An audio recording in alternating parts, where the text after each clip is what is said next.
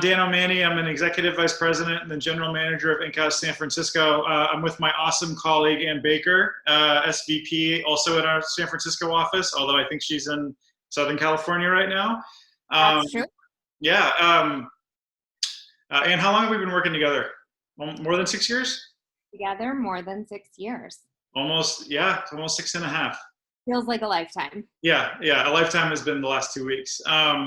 Well, I'm really excited to dive into this topic because I feel like it's something that affects us, but I also just find personally fascinating, which is this growing distrust in media and what's happening specifically in the Bay Area as it relates to VCs and tech companies that are sort of saying that maybe they don't have to talk to press, especially as press have gotten more skeptical, a little bit more negative, and certainly much more likely to scoop and try to tear down technology companies. So with that in mind, I mean, what do you think is sort of behind this shift and what's happening? Yeah, I think what we're really feeling in tech right now is something that you might call the Theranos effect, where, Theranos, of course, was a company that was really high flying. Elizabeth Holmes, the founder, featured on the cover of magazines, was really held up by the tech press as this genius. And that was a period of time where tech was super cool, right? Like, there was this idea that people were leaving finance jobs in New York to come and work in tech, and it had like glamour and excitement. And when Theranos fell, it fell really hard. And I think there were two things that came out of that. One, a feeling among the tech press that they got burned really bad.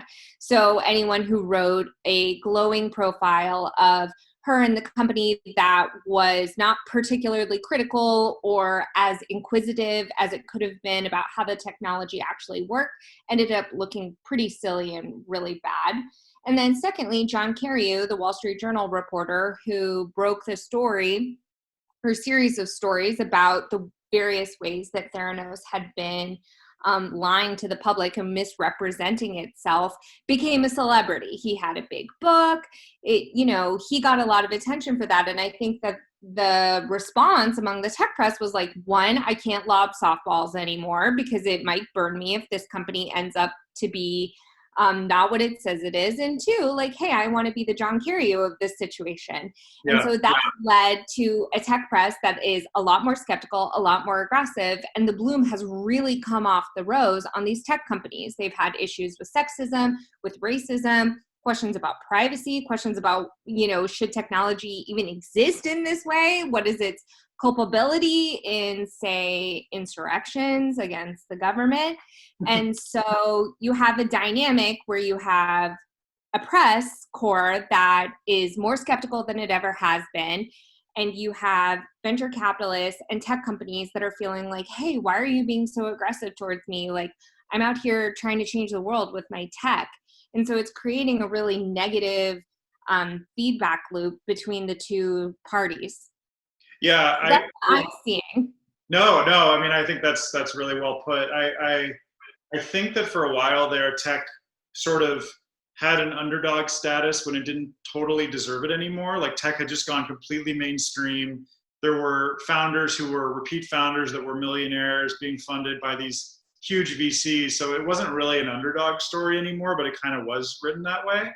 And I feel like reporters, like you said, felt a little bit burned. But what I find interesting too is like, some of the backlash I've seen more, so that's all totally fair, but some of the backlash I've seen, if we're being direct about it, is just some VCs and CEOs have been very rudely treated, very rudely on like Twitter, and they're like, I don't want to talk to this reporter anymore. And so I think what's also happening is, companies are doing what other more traditional industries have done, which is said, why would we talk to a reporter, like, if all it's going to be is negative? Like, let's just not comment and let's move on.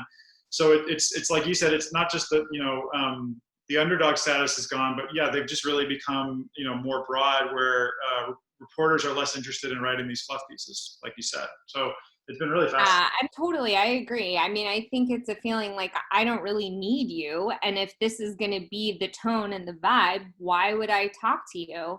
And I do think it's too bad, because we need a tech press that has sources, that is able to report on what's going on with these big companies that are heavily involved in our day-to-day lives. And I think that both parties probably need to reassess how they're thinking about one or the other. Do you have to be rude, frankly, from a reporter's standpoint? They can get on the phone and be rude, and that will lead a CEO or a venture capitalist to say, like, why am I doing this? Wait, like, I have 15 minutes. I'm giving my time to this person. Why are they being a jerk to me? Not aggressive reporting is one thing, rudeness is another. And then on the other side, I think I want to see companies recognize the value of a free and open press, to understand that these are people who are doing their job, who have an important role to play in protecting consumers, protecting democracy. And so we all kind of need to like play a little bit nicer than we have been. Yeah, I completely agree. I also think it comes down to like, who do you reach via tech press that's important to your business, right? So like, let's look at Coinbase, right? So they did something big in this sort of shift where there was a New York Times story coming about some pending lawsuits, and I think existing lawsuits, particularly for people of color who felt they've been passed up on promotions or sort of pushed out of the company unfairly compared to their white counterparts. And they published a blog post saying that it was BS, and they put that out before the New York Times story. And so, if I'm a Coinbase customer, I don't even know if I'm paying attention to any of this. But if I'm an employee, I think those are the people who are probably really scrutinizing this really heavily, because tech press doesn't necessarily reach your customer, but it certainly does reach your employee base. And so, one thing that our founder Beth Monahan wrote up in a blog post recently was like, if you don't engage with press, other employees at your company will, right? So like, the press isn't going away because you're going to ignore them. And so the other factor is like, if you antagonize them and just don't talk to them, you are going to, you're going to reap what you sow in that sense, right? And then you'll start to see some of these articles come out, and I think that employees will start to, this will have a big impact on employees and other audiences that are relevant to those companies.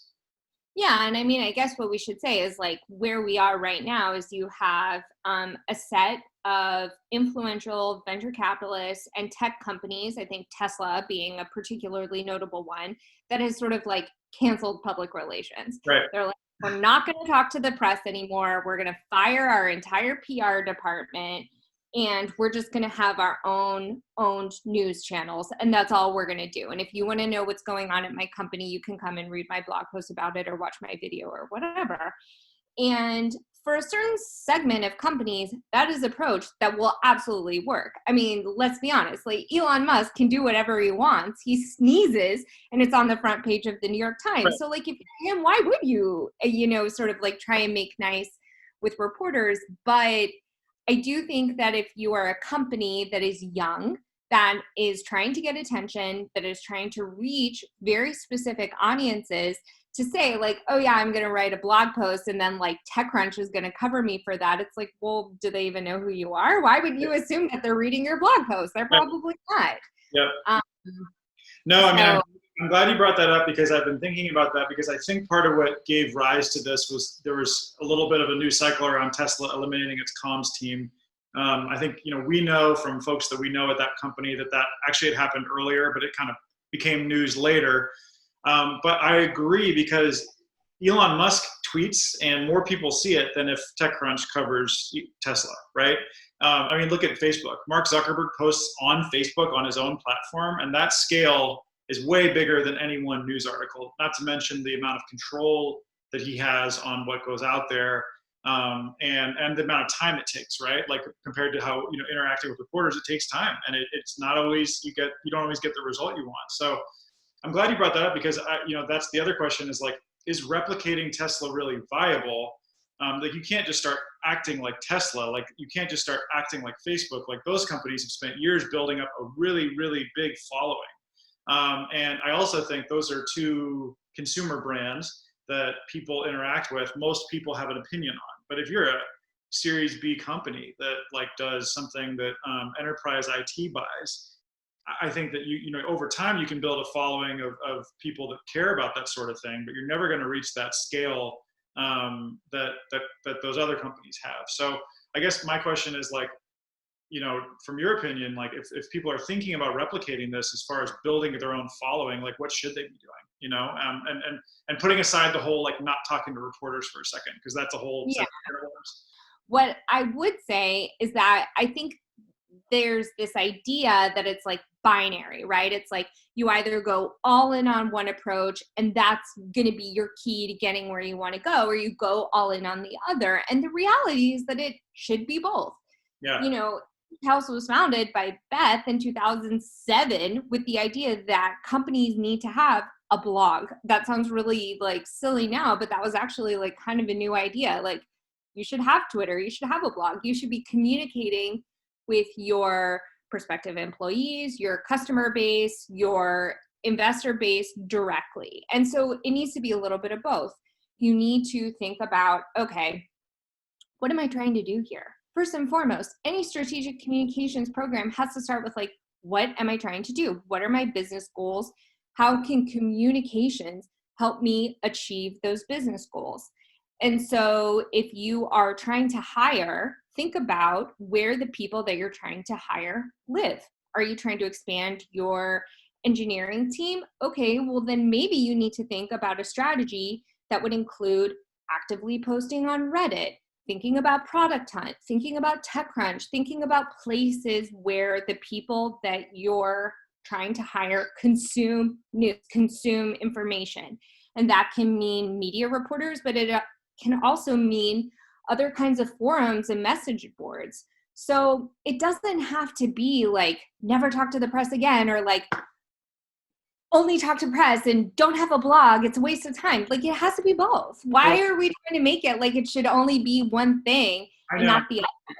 And I think that's where the sort of emotion around people being angry at press is sort of driving it. Like we need to throw this out and move to something new.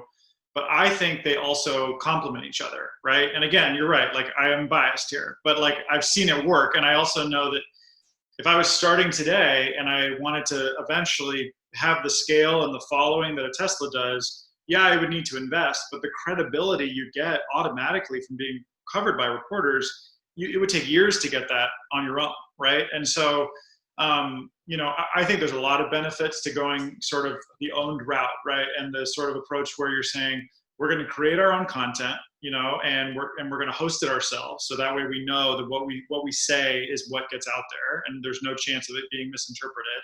And then we're going to have people that are relevant to us start to share it. I get that approach, but if you balance it with like, hey, through one creative story idea and a news hook, we got into an outlet that reaches millions of people. You can't ignore that, or that the fact, and also the fact that will in turn drive people to your website, and that'll drive people to your social media handles and your YouTube channels and whatever the case might be. So it's the idea that it has to be one or the other, I think, is one, unrealistic, and two, short-sighted. And so I totally agree with you there. And I also think, to your point, some companies, this will always be relevant for them because maybe they're so niche and they target such a unique audience that mainstream press is hard to get in a consistent basis. And so building destinations where, like, if I am a chief legal officer, right, very small group, right, or head of compliance at a company, there's probably only so many of those folks out there. So going targeted and going owned makes sense. But if you're targeting like the HR department, you need to go broad, and that's where you need both, right? And so like understanding your audience should just be at the core. And if you go more the owned route or go the media route, it should start with what you want your audience to do, not what you just think would be great for your company, right? It has to start with that goal. So. Yeah, and I mean, I think the other thing that we're seeing is like the nicheification, if that's a word that I can possibly make up right now, of audiences even further, right? Like that was one thing that the internet created, is like there used to only be so many channels on TV or so many media outlets that anyone had access to. And then thanks to the internet, those audiences could become divergent. Okay, well, that's even going to a further degree because now you have all these journalists who have been working at TechCrunch, the New York Times, the Wall Street Journal, whatever. And they're like, hey, this ecosystem isn't working for me.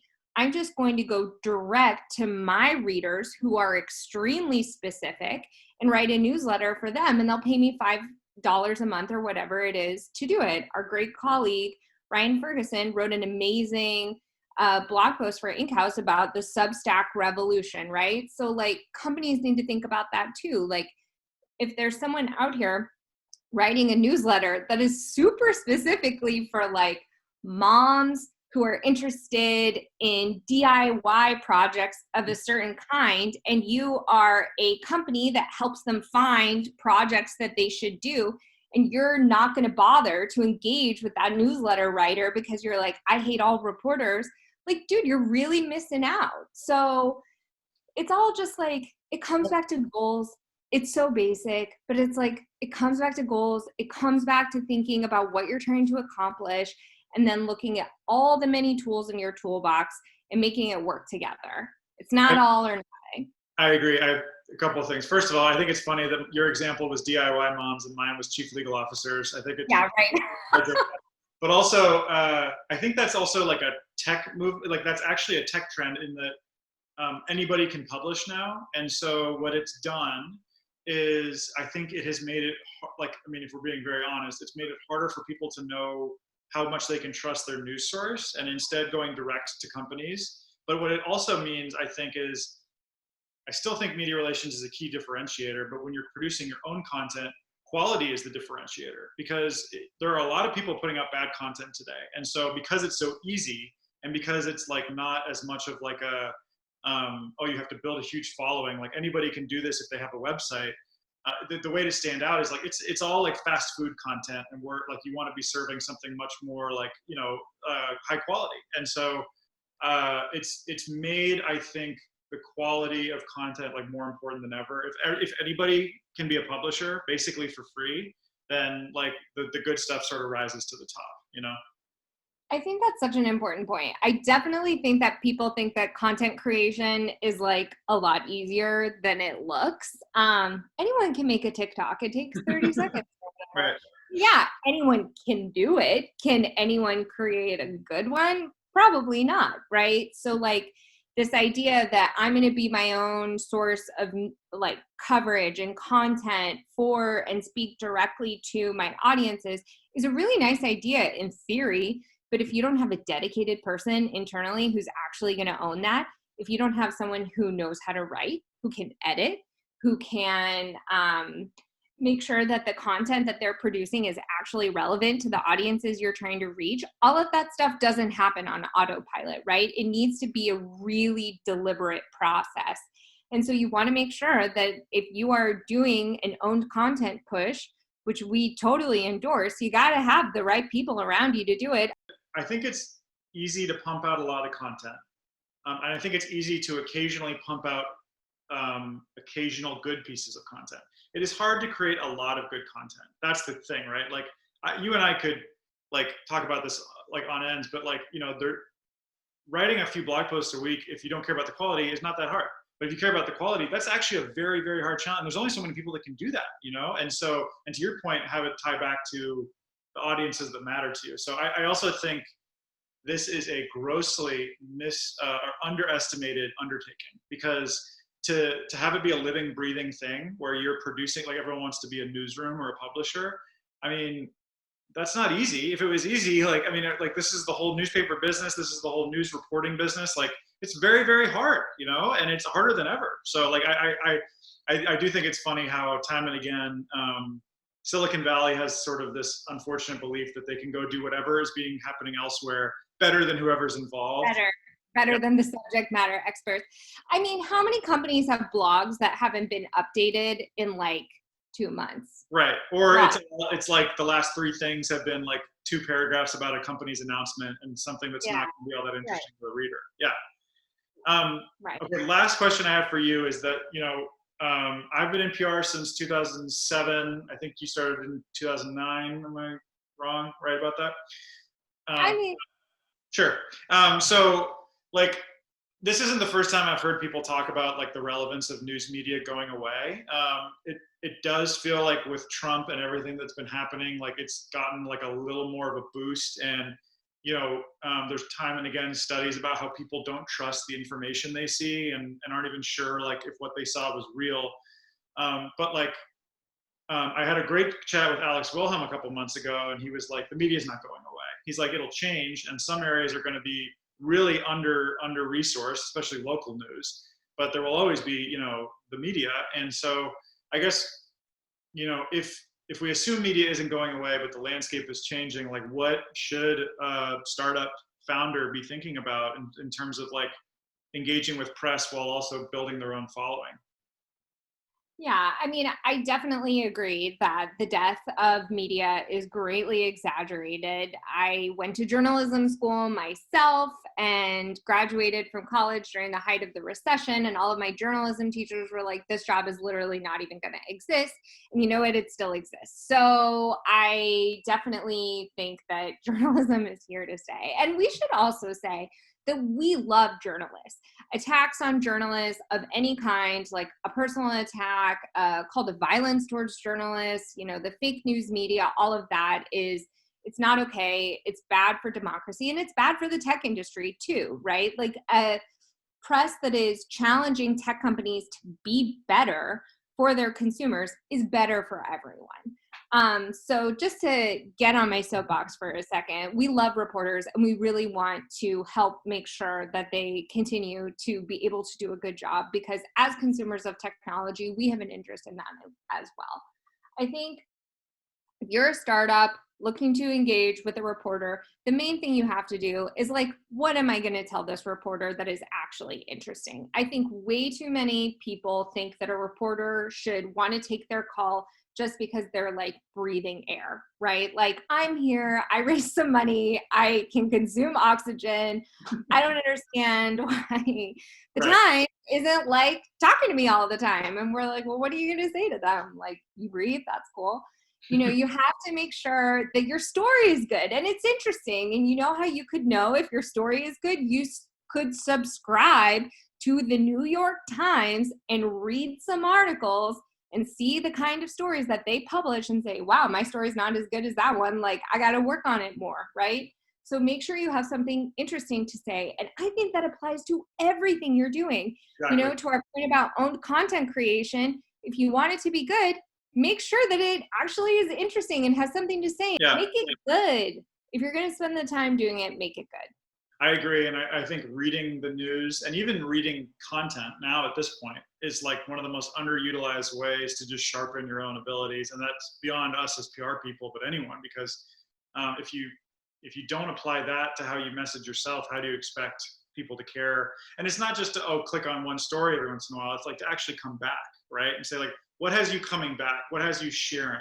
Like what has you passing that story along? So, well, Anne, this has been awesome to chat and catch up. I love this topic. I love talking about this topic with you. It'll be really interesting to see how 2021 goes. I think there's a lot of good on the horizon as far as like this owned content stuff comes. I think the big thing is making sure that the media and the startups and the VCs all play nicely together as well as they can. That would be good. They should play nice. Get Yeah. along.